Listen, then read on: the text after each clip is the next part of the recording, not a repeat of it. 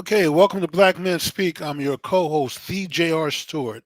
And I am your co-host, the Tommy D. Duncan III. Jimmy, I it like is that. There you Wednesday. go. It is Wednesday, June the 29th, 2022, ladies and gentlemen. And Jimmy, if it is Wednesday night, it is. Is Black Men Speak. So we want to give a big shout out to Liquid for our theme music, and also a shout out to For Us Films and our own studio for helping with the production. Tom, with that being said, why don't you introduce this lovely panel we put together and tell us what the topic is going to be tonight? All right, ladies and gentlemen, we have a very special show for this evening, and I am honored to have four dynamic, beautiful, powerful women in the house today on Black Men Speak that we're going to introduce to you momentarily. But as everybody is probably aware of, we did a shift, Jimmy, from last week in terms of our planned topic for this week because Yes. of last Friday. And we're not talking about Friday with Ice Cube and Chris Tucker. We are talking about the Okay. decision last Friday. That is Roe v. Wade being overturned by the The announcement, Supreme Court yes. of the United States. And our subject for tonight is what it means and how does it affect Black America. So we have some special guests here tonight that we're going to introduce very briefly, and we're going to get into our topic for this evening, and it should definitely be a fun one. We'll have them to show a little bit about themselves, but first, caller Crystal Magruder, who is a senior genetic counselor of Color Health, who we are very honored to say that she was here just last week. And, when this Yes. topic came up, we just had to have her back. Second, we have Miss Sakina Thomas Hunter, who is managing partner of the Thomas Hunter Legal Group. Our legal expertise for this evening, we have Miss Elisa Simmons, president of the Arlington chapter of the NAACP, vice Okay. president of the Texas NAACP, and also candidate for the Tarrant County Commission Precinct 2. And for those of you who may not be local to this area, that is in the Dallas-Fort Worth area. And then definitely last but not least, we have Miss Jasmine Crockett, who is a Texas state representative and of course, candidate for U.S. Congressional District number 30. Ladies, welcome, welcome, welcome. Welcome, welcome. How's everyone doing this evening, and are you ready? I'm as ready as I'm gonna be, There considering you the go. topic. So, Mhm. but no, thanks so much for having us, and absolutely thank you for taking up this conversation, especially as men, because there are so many people that want to believe that this conversation is only limited to those that actually possess a uterus. And so, I applaud y'all first and foremost for just taking the time out to make sure that everyone understands that this is a conversation that we all need to have. Absolutely. And, for what it's worth, and I can't speak for every man, but, from my perspective, our first mission and purpose as men and as Black men in particular is to protect Black women. And so as a result, we have to understand the issues Yes. that affect our women in our community. So we are ready. We are very excited. Before we do get started, though, we want to say to our audience, of course, I believe, have the chat line open. So for those who would like to ask a question or share your thoughts during the Actually, the chat conversation, line may not be open, but we may open it. But if it gets abused again, then we're going to shut it down. yeah, actually, we had So some now we're haters open. here. Yeah, we had some haters last week that when we had our panel of sisters last week, they were doing some things they couldn't have been doing. They shouldn't have been doing, so we had to block them out. But we're going to keep moving forward. We have the chat line open. We also have a call-in line open. Jimmy, if you could make sure that we put that number at the bottom scrolling. So if there's anyone who would like to call in and ask a question, they can do that. And then, of course, make sure that you do subscribe, like, and share this information with other folks because, of course, we do make sure that we address pertinent information, Jimmy. As you say on many occasions, this is not for play. We address the serious We're not topic. for play. All right. So with that being said, Jimmy, anything else before we get started with our conversation for today? No, we should go ahead and jump in, Tom, because I'm curious to hear what this wonderful panel of ladies have to say. So I want to kind of dig into your thoughts from late last week, and everybody was doing what they were doing. It was Friday, and I'm pretty sure everybody maybe remembers where they were when they saw it on Twitter or were watching the news.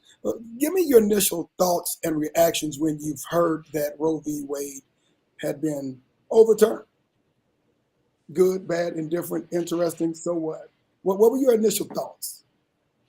I'll start off. Thank you once again for having me here today. But of course, people know in March, a draft of the final argument was basically leaked.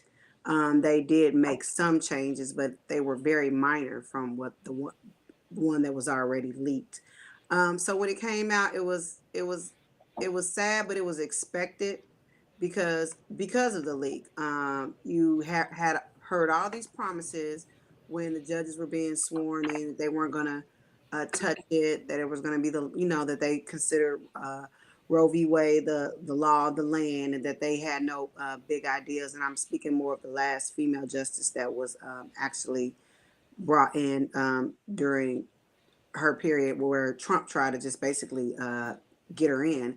And you think, oh, okay, so things are going to be okay, and then hear this leak, and it's very disappointing.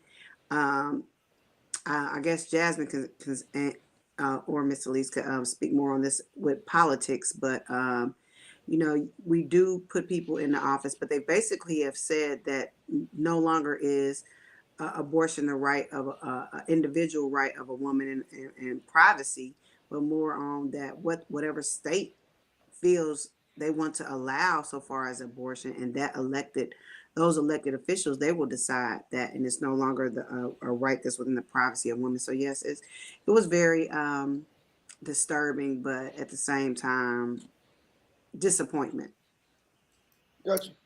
Yeah, like she said, this was previewed when it was leaked a month or so ago. So my initial reaction was not shock. It is amazing, though. It's amazing because those who claim they are pro-life are the same people opposed to programs that assist babies and families, right? So these safety net programs like temporary assistance to needy families, SNAP or food stamps, the earned tax credit, Medicare, housing, WIC. So it never ceases to amaze me that these pro-lifers, once these babies are born to these families who may or may not be able to take care of them adequately, those people are opposed to these programs. So I also, I was in a cousins group, and I said, you know what, I am going to be unemotional about this, because until people go vote and elect folks who represent their interests, what are we doing? Who are we upset at? So, kind of all over the place, but not super emotional about it, because we can do something about it if we vote. I will say that I personally was overwhelmed. It was kind of like that family member that is having to go into hospice. What's about to happen. That the death is coming. That doesn't make it any easier to swallow when it actually happens, because in the back of your mind, you still hold on to hope. You still have some faith that things are going to turn around.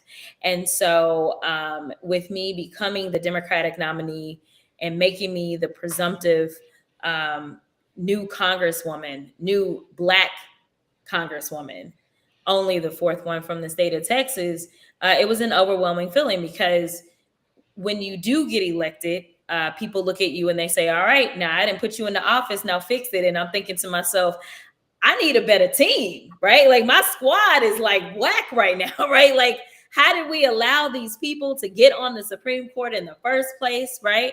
Sakina brought up the fact that Amy Coney Barrett was sworn in, and when she was going through her question, I was like, she lying.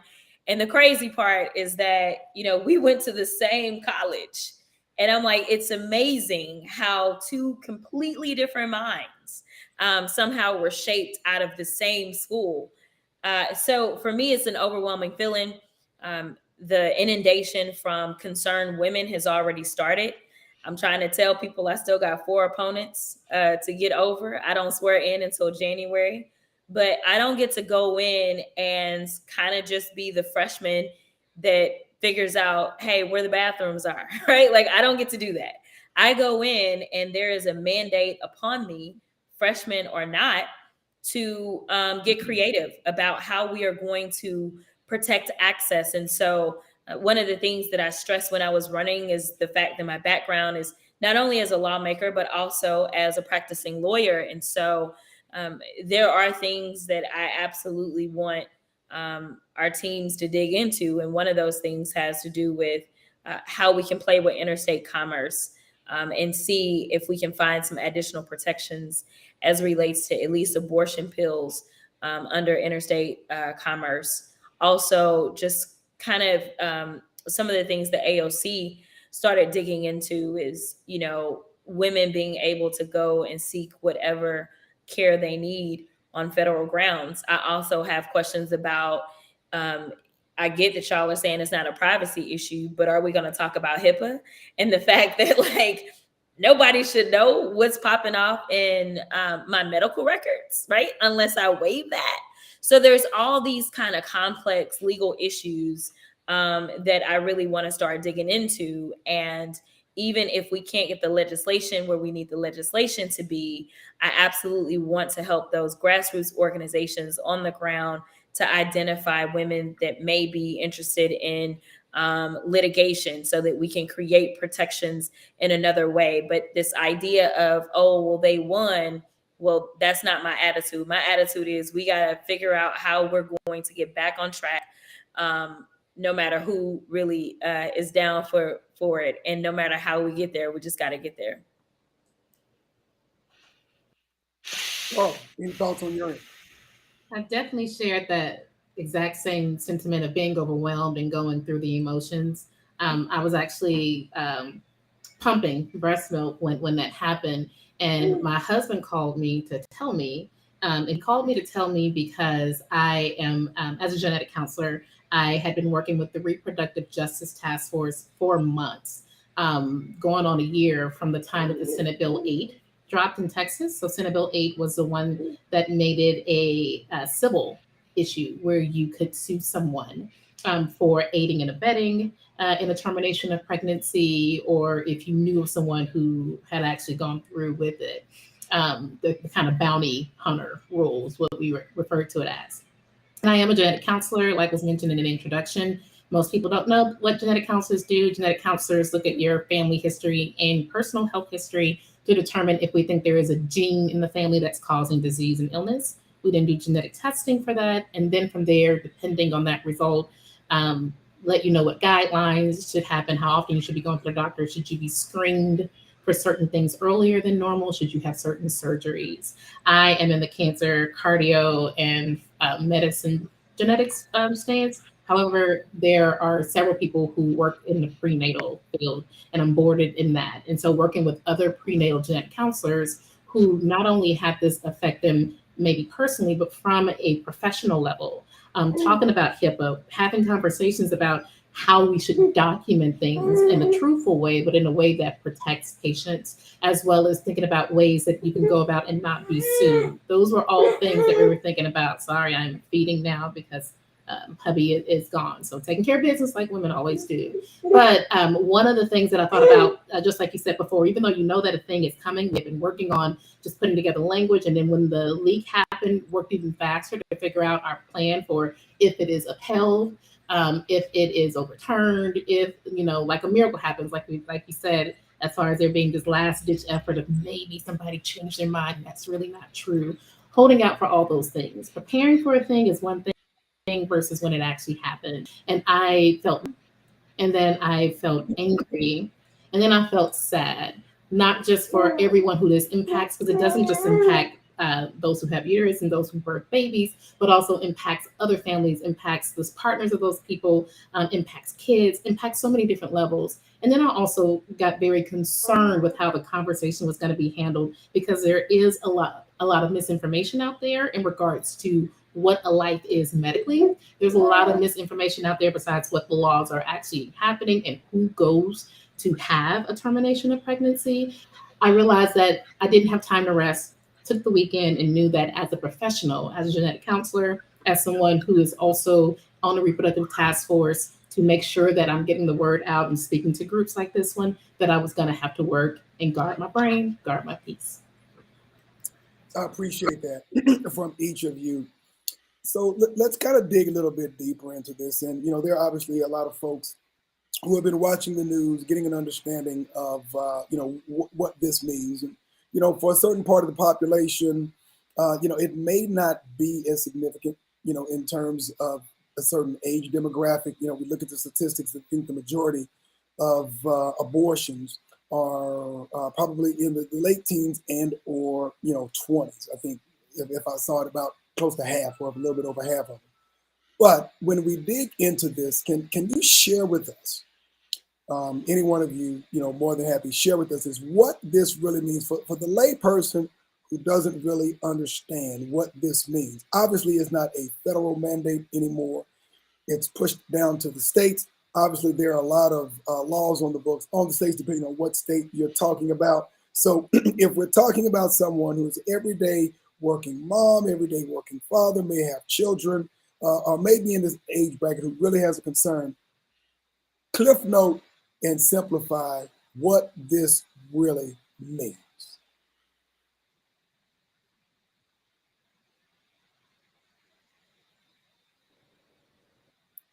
Anyone can start. I would mute myself. So essentially what Roe was like your insurance policy, right? So it was a matter of, hey, I need to have this procedure done. And guess what? The law says that I can, right? It was a federally interpreted right to privacy that was interpreted through our Constitution. So basically, it's a matter of, hey, we have certain protections under the Constitution, and now we've got this protection that the Supreme Court has interpreted. So if a woman now goes out and gets an abortion, this idea of, say, prosecuting her, and just for those of you that are in the Texas area, Roe v. Wade came out of Dallas. Henry Wade was the Dallas County DA. Henry Wade decided to go after a woman who sought an abortion. And so it's amazing that, of course, Texas would be one of the leading states to kind of take us back to a different time. Now, what does that mean saying, hey, that Roe is gone? It doesn't mean that abortion in the entire country is gone. That's for sure. If you're in a better state than Texas, then you still have really nothing has changed about your life. The problem is when you're in a state like Texas or Mississippi or Oklahoma, maybe, or Alabama, these backwoods states, right? Where most people aren't paying attention to who they're putting into the state legislature. Those are the ones that are then writing these laws, such as what Texas did, which, just so you understand, this is not affecting abortions per se today in the state of Texas. Our trigger law is supposed to go into effect 30 days after the Roe decision. So I'd say, maybe 30 days from today or so. So women in the state of Texas can still obtain abortion pills, which are very safe. They can go about it that way. But let's say we're past the 30 days. Because of the trigger law in the state of Texas that completely outlawed abortions for everyone in the state, unless you are basically about to die on like an operating table. That is the only exception in the state of Texas. Even if you're a 10-year-old girl, you must carry whatever rapist child is growing in your belly.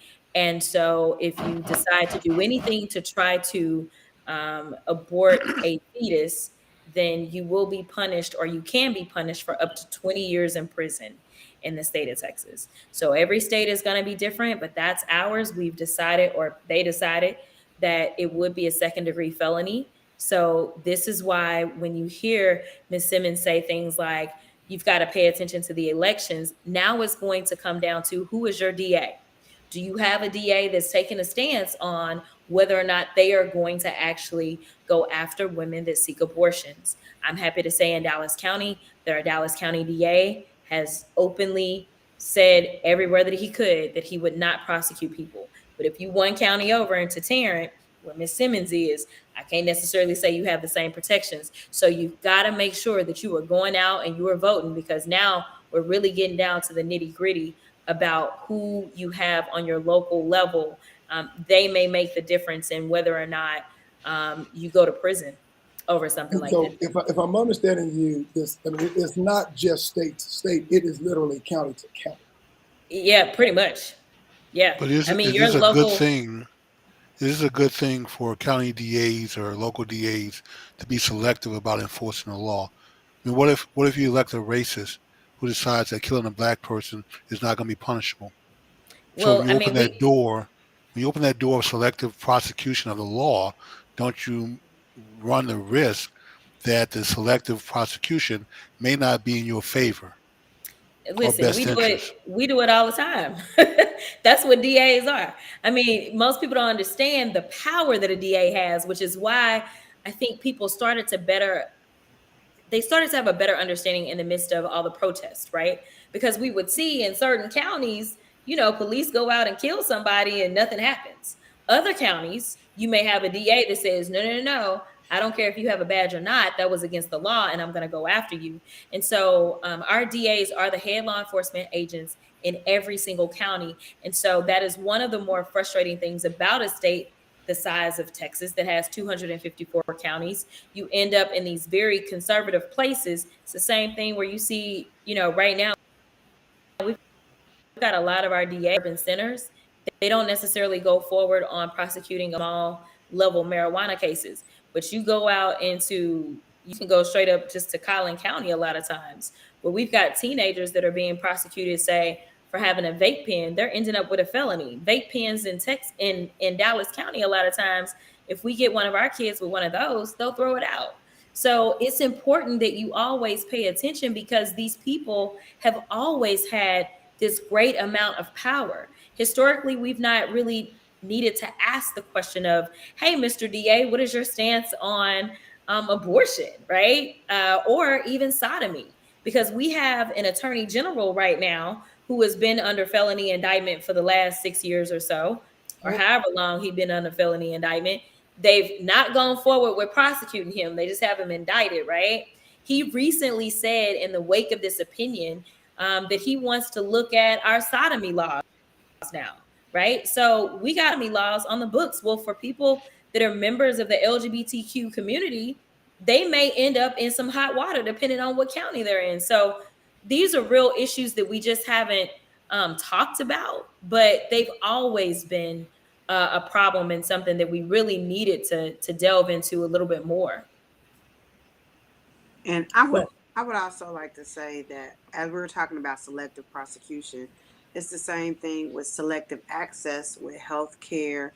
When you come, when, more importantly, to this discussion of Black women and the Black community, there's a true story in our family where my grandmother, she went to the doctor's office when it was almost impossible to get birth control.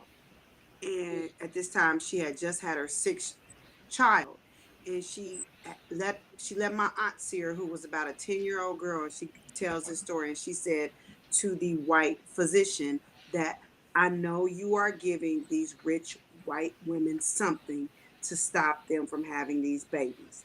And what she was saying right there is that there is medical solutions out there and access to some people. And she was not getting access to birth control. And I can say that whatever she said in that conversation, that was the last child my grandmother had, while her sister had 16 children. And so when you look at the laws and when you put them in different places and you say, and like you said, you know that there are safe abortions that are available. You know there are safe abortion pills. And then you say, create a law that you're going to say you can't have access to. A lot of people who look like me are the ones who really are not going to get the access to them. And other people who have a lighter shade, they will be able to have these safe medical treatments. And I believe that you will begin to see that people who are black and brown and people who don't have monetary access to get these doctors to give them these safe treatments, they're going to be the ones to suffer from this because it's not going away. It's just the access and who we Yeah, are going to give access to. I appreciate you bringing that up because that was going to be one of my next few questions. As a result of this, how do you believe that reproductive health care services will be impacted, significantly, likely or otherwise, to Black women and or Black families in their communities? I say this to say this.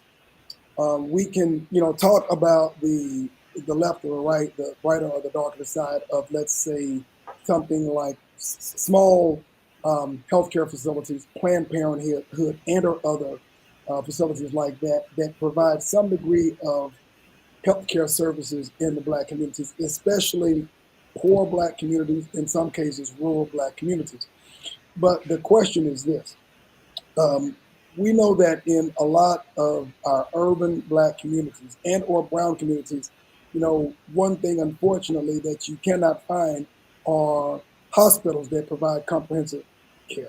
You don't find typically grocery stores that provide healthy fruits and vegetables. What you will find, of course, are uh, payday loan shops. You'll find places where you can get plenty of carcinogens such as smokes, such as nicotine, things of that nature. But when it comes to your point, health and reproductive health care, how is that impacted, if any, by this decision from your point of view?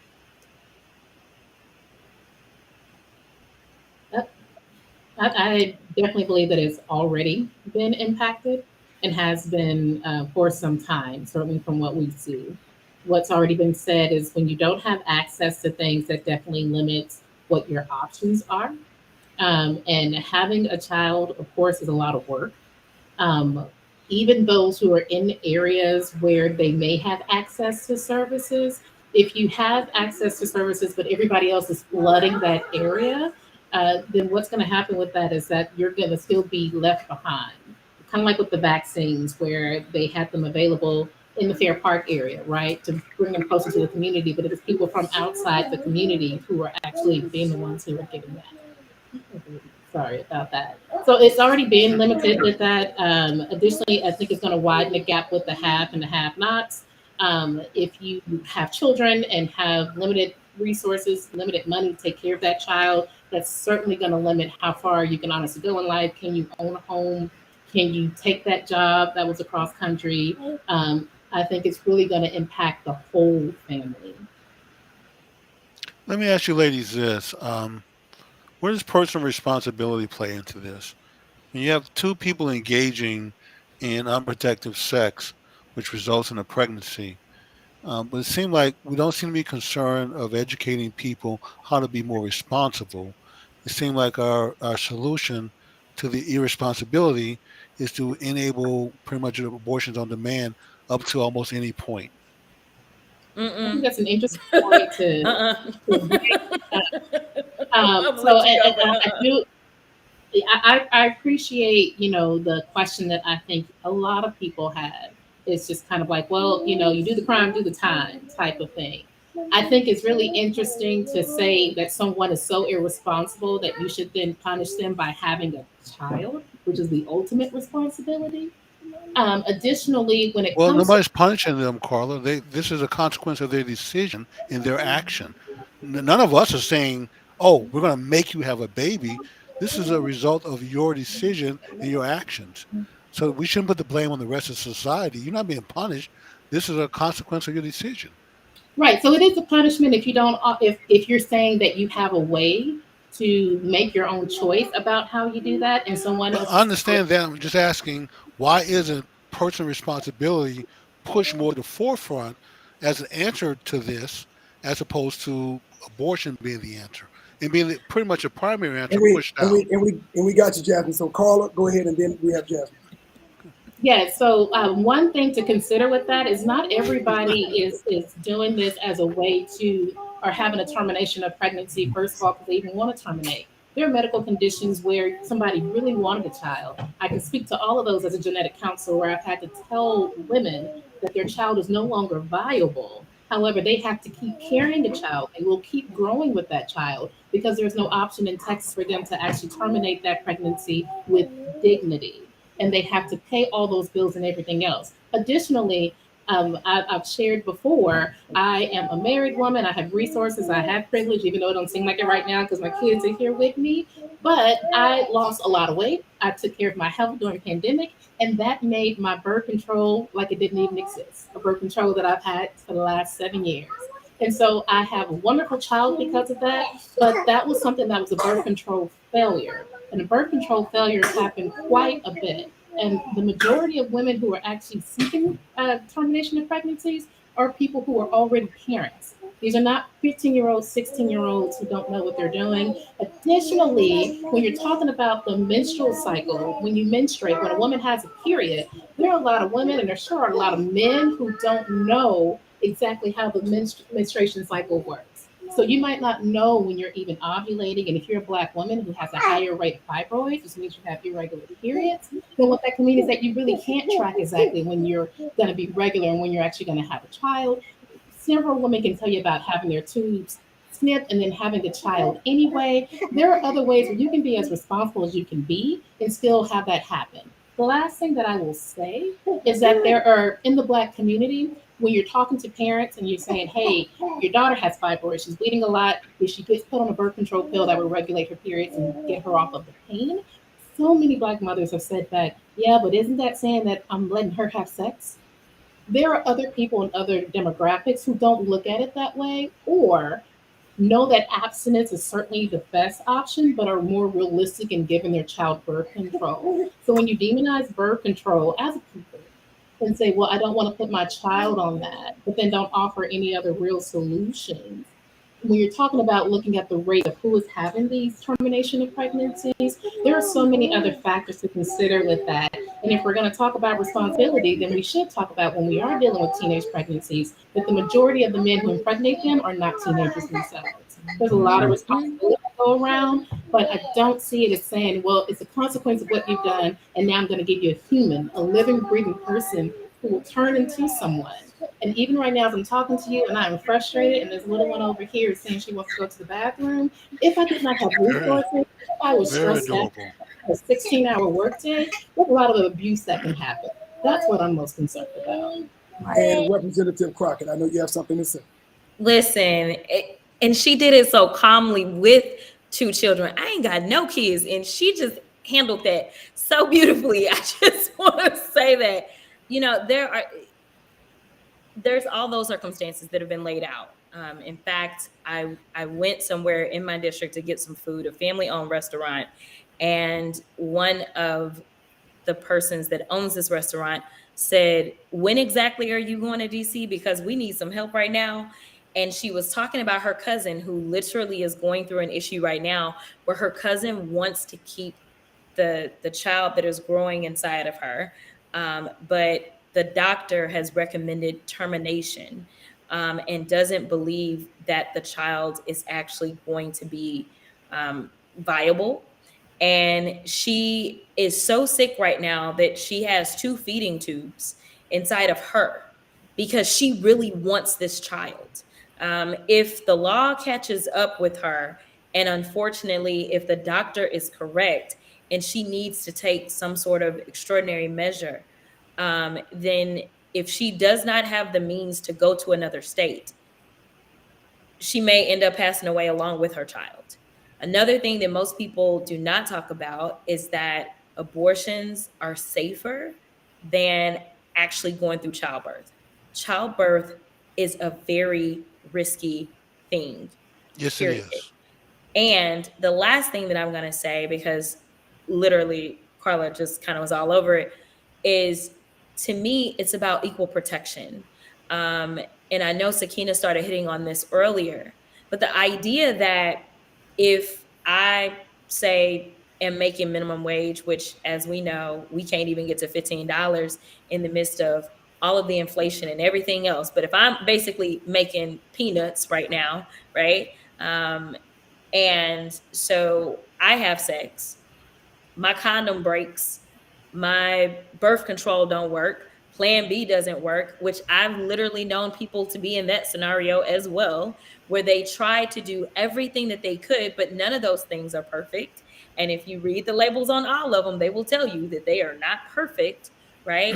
But now Yes. because I'm poor, I don't have the same access to healthcare as, say, one of my friends up in Highland Park who can say, go get on a flight and go to a state where you can access that type of healthcare. So, to me, when we start talking about the haves versus the have nots, I look at the disparities. I look at who is going to have to live with their quote unquote consequences versus who's going to be allowed to skate, which in this country, seemingly, there's always the one percenters who have their own set of rules, and then the rest of us who have a different set of rules. And as a civil rights lawyer, that probably pisses me off more than anything, is that there will be people that don't have to play by these same rules. These rules, or this rule, is only going to be for us poor folk. That's the only people that are going to be disparately impacted, because these justices or anybody that says, hey, you know what, my religion doesn't sign off on this, so I don't believe in this. Well, you were never affected by Roe. That meant that you just went out and you had 50 kids. So be it, right? But now you want to impose your religious beliefs. And I am a child of a PK, for everybody that's listening, just FYI. But there has to be a separation of church and state. And there has to be an understanding that this country is not supposed to have laws that have been dictated by the church.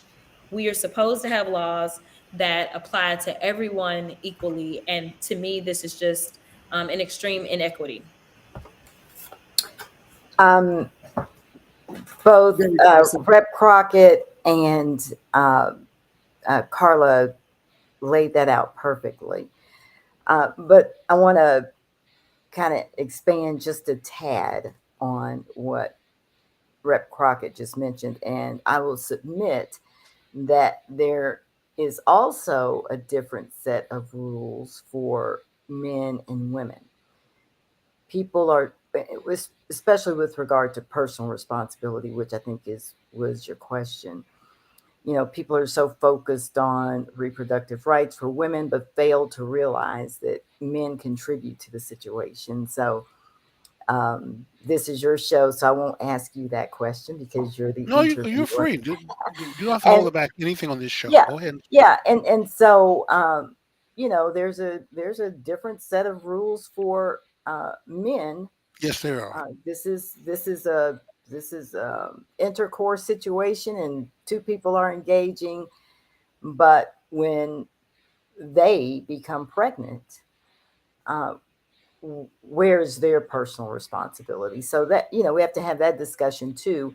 We should. And with Roe having been overturned by 4 men and women threatened with imprisonment or whatever, what will the punishment be for the men who got them pregnant if they both decide not to have the child? So I mean, there are, I'm with you, there are many options to avoid becoming pregnant, but there are also a number of scenarios that it happens.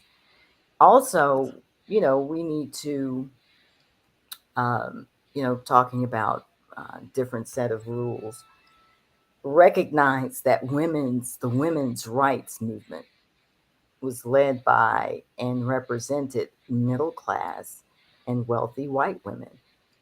And they did not defend the needs of women of color and Correct. other marginalized women. Correct. And so we already know that to be Black in America is dangerous. And for Black women to be Black and pregnant can be dangerous. And now the Supreme Court is refusing to protect bodily autonomy and medical privacy, like Rep. Crockett mentioned at the beginning, at the federal level. And this decision, while it's a direct attack on all women, we know that Black women stand to be disproportionately impacted. And it's once again Black women who will be put most at risk. When you look at unintended pregnancies are highest among the poor, the young, and the Black woman. Black women have more than double the unintended pregnancy rate of white women. The risk of death from pregnancy complications is nearly 3.5 times higher for Black women than for white women. Most private insurance providers cover reproductive health services and abortion care, but Black women are about 55% more likely to be uninsured than their white counterparts. And even if a woman relies on Medicaid or the Affordable Care Act for health care, most states ban the use of government funds for abortion. So, there's a lot to look at. So if we look at this, I'm sorry, go ahead, Counselor. And I just wanted to say that even more so, whenever you look at healthcare in America and when it comes to Black women across the board, statistically, you always see a difference. Black women survivors of cancer are not the same as white women who are survivors of breast cancer. Black women, like you said, who have access to birth control is not the same as white women who have access to birth control. When it comes to healthcare and how they have shown how racism can transform into actual healthcare, the numbers do not lie. So we as a people should always be concerned when they want to restrict any access to safe health care options, because we are already trailing in those efforts. So when they come out with laws like this, just know we're get further behind, get further back in the back of the bus. That is the reality of it. It's just and we have to know that. We have to know that these type of things, like she says, equal protection of the law, but it will not be applied equally. Access will not be equal. It will be the poor, and yes, women of color, we will suffer. Well, it's interesting that the representative mentioned equal protection under the law. Does that equal protection also applies to expanding the rights of fathers in these matters? To what degree, Jimmy? To what degree? It seemed like the primary decision maker seem to be women in these cases. What say do men have in this other than to agree with the woman? I mean, if we're going to make this an equal protection under the law issue, then it seemed like both parties were involved in producing the result. So both parties should be equally responsible under the law for what happens with the results. Oh, they are ultimately. Ultimately, if a child comes out, we all got to take care of this baby. But let me be clear: unless men decide that they want to go ahead and start carrying children as well, so whether or not they die on the table becomes part of this equation. Their decision was made a little bit earlier on. I'm sorry, because there's only one body. Oh, no apology needed, but that just speaks to the fact that there is not equal protection in this matter. But so just to be clear, when we're looking at equal protection, and literally I'm putting on my lawyer hat right now, right? What we have to look at is when people are similarly situated. There is no similar situation. There is only one person who literally is going to potentially die from carrying the child. And when I talk about this, I know that we don't talk about it enough, and it's one of our biggest problems that we're having. And it's another thing that we're going to have to work very hard on as elected officials is this maternal mortality rate. Texas leads this country when it comes to specifically Black women and the maternal mortality rate. And there's a lot of things that have already been alluded to as to reasons for why Black women are perishing as they're going through childbirth. But I can tell you the example of a friend of mine who is a Black woman in the state of Texas who also happens to be an OBGYN, and she almost died. But for her having her own training and knowledge, she then told those healthcare professionals that were supposed to be taking care of her what they were doing wrong. But they failed to listen. I mean, the studies are clear that they are not listening to Black women as they say that they're having whatever ailments and issues.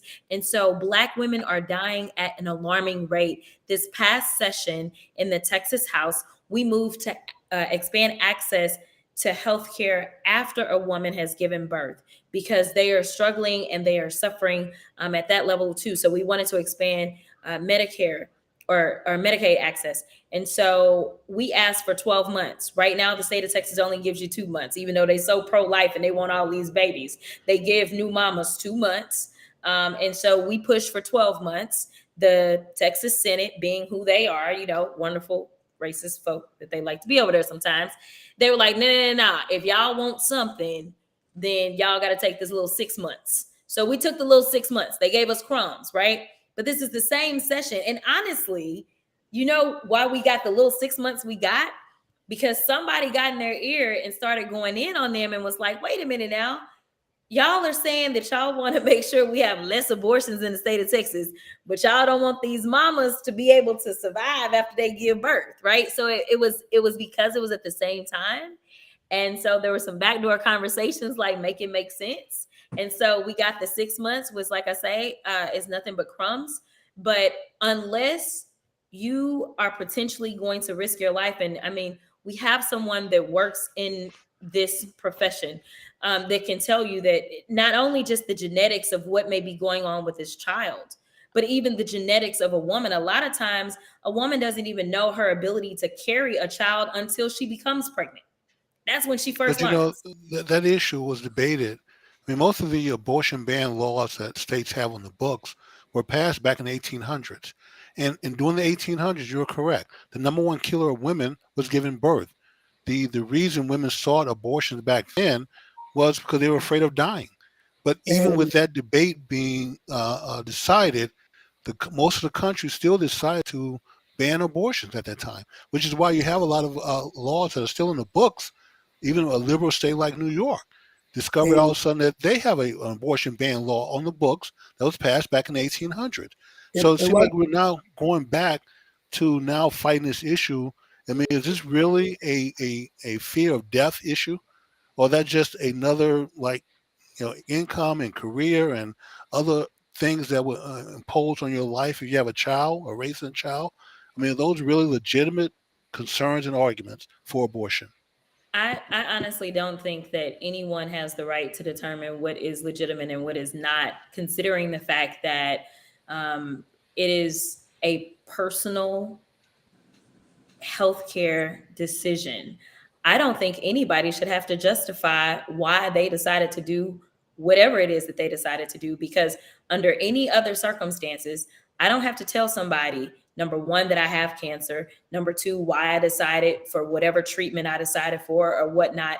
But now all of a sudden, because I am pregnant, now I lose my ability to make these decisions in the privacy and the comfort of conversations with my doctor, whatever those reasons may be.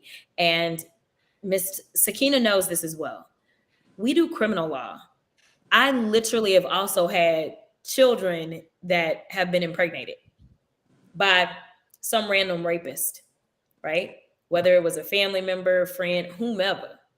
So I really have zero patience, and everybody has their own kind of, way of calibrating this. But I don't care what anybody says. I don't care what the Supreme Court says. I don't believe that they are somehow smart enough to decide that a 10-year-old or a 12-year-old little girl has to now carry a child, and they say, oh, she can give it up for adoption. Well, That's they if she's didn't decide that. They're and, simply saying that you have the right to shape the laws of your state. That the and to best place for you to they decide that and they is at the state level. Counselor, All local You're all politics is local for the most Hey, part. We Rep, say that, you're except absolutely we don't really correct. believe it. if I So, could just could opinion this right quick, Representative Crockett, give me just a second, and Jimmy, if you could look on the production side, it looks like we've got another hater yeah, I see. coming in on the chat line. But in the meantime, we do have a caller that we would like to introduce and give her an Oh, opportunity and to we have ask. a chat line too. Absolutely. So I'm going to introduce our caller. We have about 10 minutes left, and I appreciate everybody for your patience. This is Black Men Speak. If you could tell us who you are, where you're from, and what your question is. Thank you so much. My name is Alice. I'm calling you from Massachusetts. Okay. That's And true. thank Okay. you, and welcome, Alice. What is your question?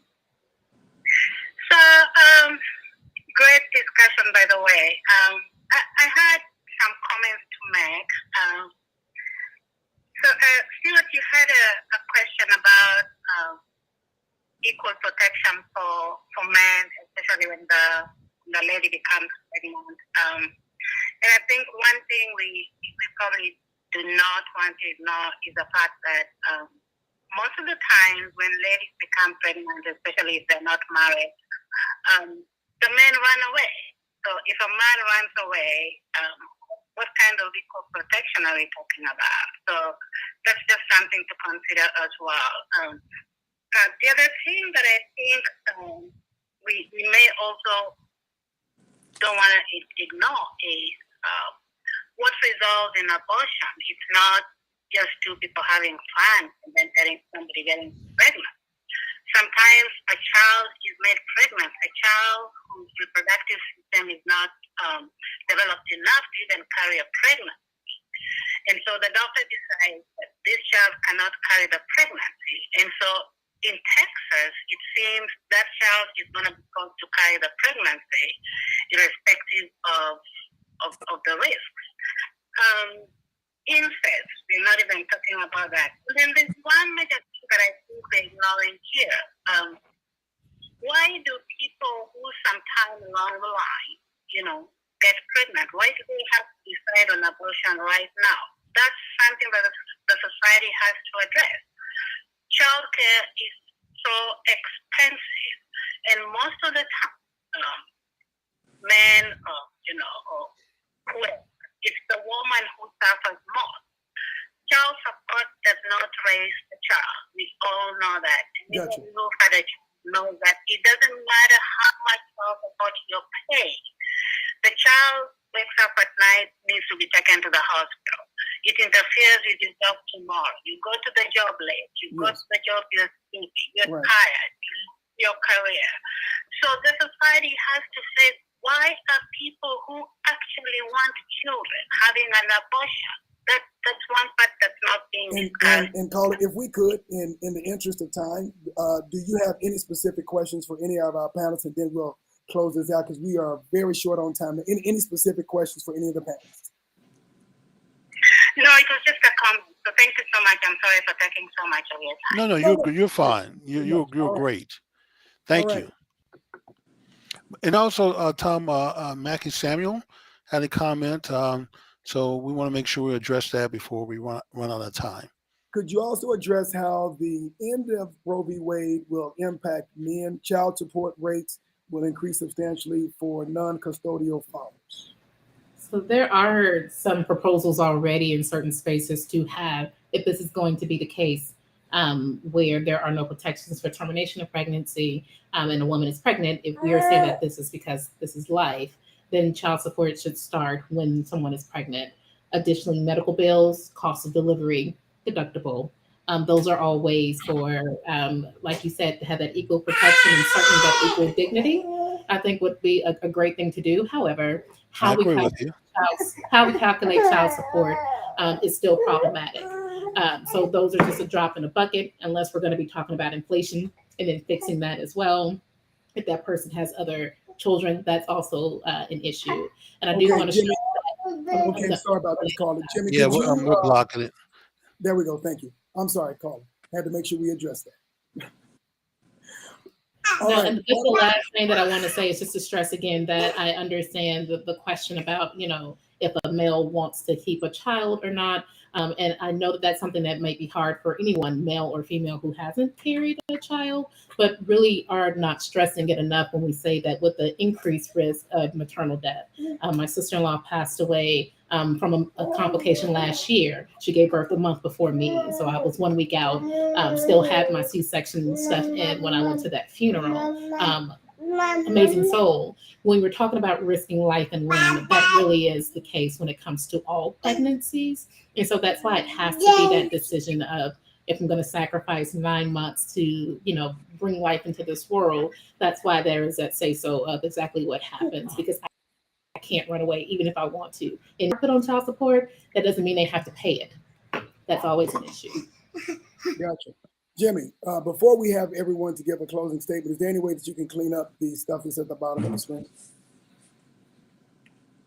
Can you hear me, Jimmy? Yes. Yeah, if you could clean that up, and then we'll have everyone to So give go a ahead. closing statement. Okay, thank you so much. What we will do, in the interest of time, we are right at about 4 minutes into the hour. I think this is the start of the conversation. What I'd like to have each of you to do is provide a closing statement and a call to action, because I think there is a lot more to talk about. But in respect for everyone's time, we want to make sure that each of you have an opportunity to share the information that you think is most important right now in terms of what should be done. If there's anything that you would like to share, because I know we have two who I believe are candidates coming up in the general election, and Carla and Counselor, if you have anything that you would like to share on your end as well, more than happy to provide that as well. So we will start with Carla. Thank you. For those of you who are looking in different states or even in the state of Texas and want to know about grassroots efforts on how to make sure that you're protecting your body and that you have options and choices, you can go to the Genuine Collective. That is a place that houses all of those resources, as well as the Gut Maker, GUTTMACHER Institute. That also goes by state to know what the laws are, what you can do based on where you are, and to contact with like-minded individuals. For the people who are doing the work and people like Jasmine, I support you 100%. And if you know somebody in your life who is on the front lines of this work, support them and make sure that they're taken care of, because this is a lot of brain work.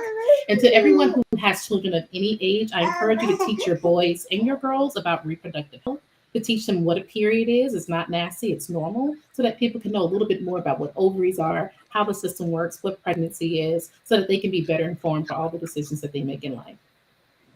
Thank you so much. Outstanding. Counselor Thomas Hunter. Yes, I would like to say that when it comes to this issue, I cannot say it enough. And I'm not running for anything. You have to vote, vote, vote. Vote for what the toilet paper is going to be in your office. When you do not vote, these type of things happen, because I remember when Trump was coming up for office, people were like, well, I don't really care between Trump or Clinton. I feel like it's, I'm picking between two evils. I knew how many justices wanted to retire. And I knew the type of changes that would happen with him being able to make all of those appointments. And then even getting an extra one with RBG deciding to, well, not deciding, I'm sorry, but passing away prematurely. These are the things that are impacted. So get out and vote. Let it know that you are to be counted. And like I said, when it comes to women's health care, especially Black women's health care, I know it personally in my family. I know it in all kind of ways. Like she said, I'm sorry to hear about your sister-in-law, Carla, but these type of things to guard as a community. It may not impact you personally, but it might impact your cousin over here, or your grandchild later on in life.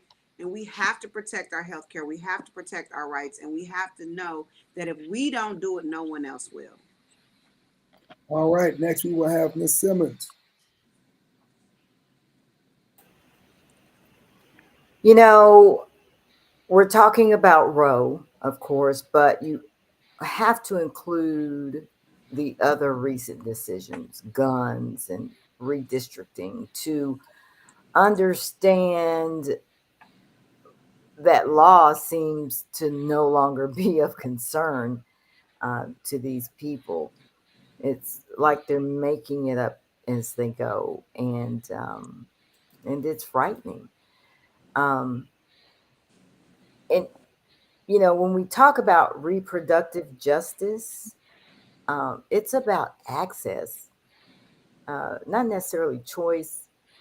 Mainstream movements have focused on keeping abortion legal as an individual choice, and that is indeed necessary, but it's not enough, because even when abortion is legal, many women of color cannot afford it or cannot travel hundreds of miles to the nearest clinic. And so there's no choice when there's no access. But here we are. And so, we've got to, Rep Crockett talked about the sorry Senate, Texas Senate. I'll pile on and say the Texas House is sorry as well, and will continue to not be concerned about all communities, all people. And we've got to remove those people. And unless we galvanize people, get them out to vote, they're going to continue to call the NAACP all day, every day. All day, every day. We get calls for help. And, folks can help themselves by electing representatives who will speak up and make laws and policies that benefit them as well. So that's it. Thank you for the invitation to be here. Thank you. And Please Representative come Crockett. back. Yes. Okay. So first of all, I just want to say people need to mind their business. like I'm sorry, but like whether or not a woman has an abortion has nothing to do with the rising gas prices, and that's affecting your everyday life. So the first thing that I want to say is people need to mind their own business. The second thing that I want to say is that we have to hold people accountable. So we've been talking a lot about getting out, making sure that we vote, but like when we see people doing things that are hurtful to us, I don't really care what you claim to identify as, right? Because we've got like a cult-like mentality popping off right now where it's like, no, I'm red team, I'm blue team.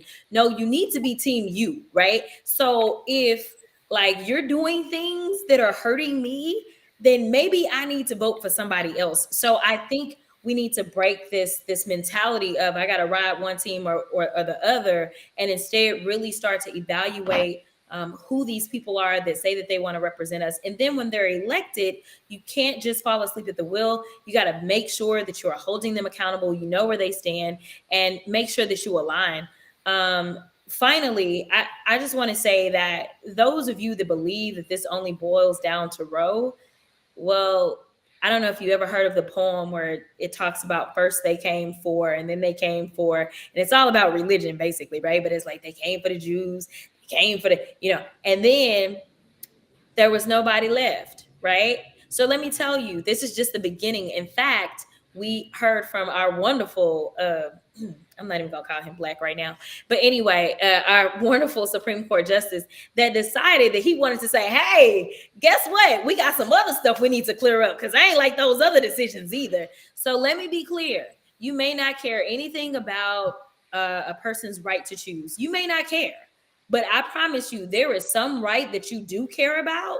And this Supreme Court is going to be coming for it. And so if you don't start to understand how all of this is interlaced, I had a warrant out for my arrest because I decided that I was going to leave the state of Texas because of voting rights, because I understand that the only way that we start to get to some of these other things where they're tearing away at our rights is by not being able to, in the first place, decide who it is that is going to represent us. And so all of these things are interrelated.